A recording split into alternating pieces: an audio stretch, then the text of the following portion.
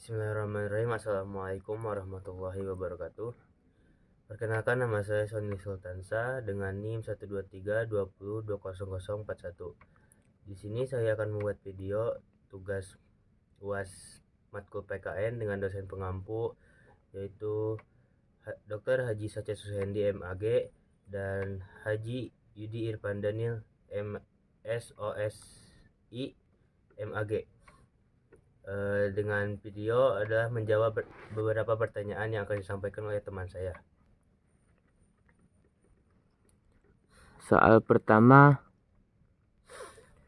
bila kita berbicara tentang HAM di Indonesia, maka akan berkaitan dengan nilai-nilai yang terkandung dalam budaya bangsa dan agama Islam. Pertanyaannya, di mana letak keselarasan dan pertentangan antara HAM dan agama? Coba jelaskan dengan singkat dan berikan contohnya. Izin menjawab ya. Jadi keselarasan dulu. Yang dimana agama dan HAM itu membebaskan setiap orang dalam memilih hak masing-masing. Semisal gini nih, HAM bebas memiliki pendapat sendiri atau memiliki kepercayaan masing-masing. Sedangkan dalam agama tidak menuntut seseorang untuk masuk ke dalam agama tersebut. Terus yang ketidakselarasan seperti dalam contoh hukum. Misalkan di dalam Islam kayak ketika orang Islam melakukan kesalahan akan ada hukuman seperti maling.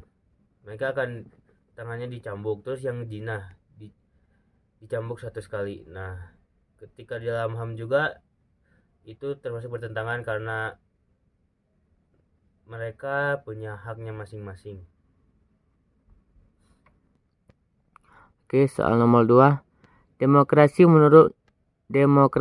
menurut Montesquieu diartikan sebagai kekuasaan negara yang dijalankan oleh 3 lembaga berbeda: legislatif, eksekutif, dan yudikatif.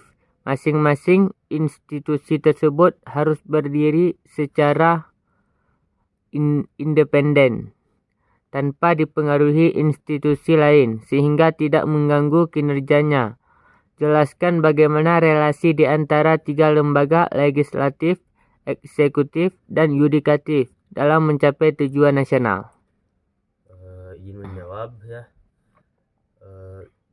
Di dalam pemerintahan Indonesia kan telah dijelaskan dalam soal tadi bahwasanya Indonesia memiliki 3 lembaga, yaitu legislatif, eksekutif, yudikatif. Nah, masing-masing lembaga tersebut memiliki ketentuan tersendiri. Misalnya dalam legislatif, DPR dan DPD, mereka membuat perundang-undangan dan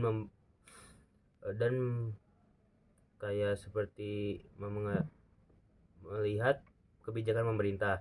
Terus yang eksekutif, di mana mereka menjalankan kebijakan pemerintah.